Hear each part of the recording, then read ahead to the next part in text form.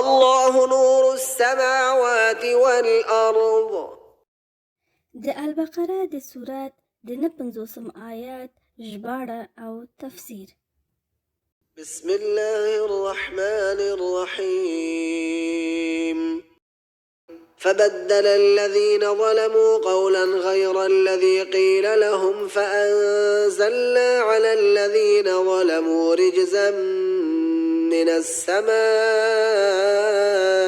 بما كانوا يفسقون.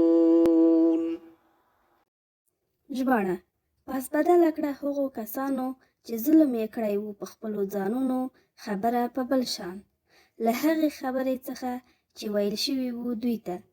پس نازل کړ موږ پر هغو کسانو چې ظلم یې کړی وو عذاب له طرفه د آسمانه په سبب د دې چې وو دوی چې سر به یې غړاوه د الله له فرمان نه. تفسیر: داسې تبدیلي یې پکې وکړه چې د حتی په ځای د ټوکو او مسخرو په ډول حنته وویل چې معنا یې غنم دي، او د سجدې په ځای په خپلو کوناټیو ښویېدل. کله چې هغه ښار ته ورسېدل نو په هغوی کې طاعون ورګډ شو او په یوه ماسپښین کې 70,000 یهودیان مړه شول. صدق الله العظیم.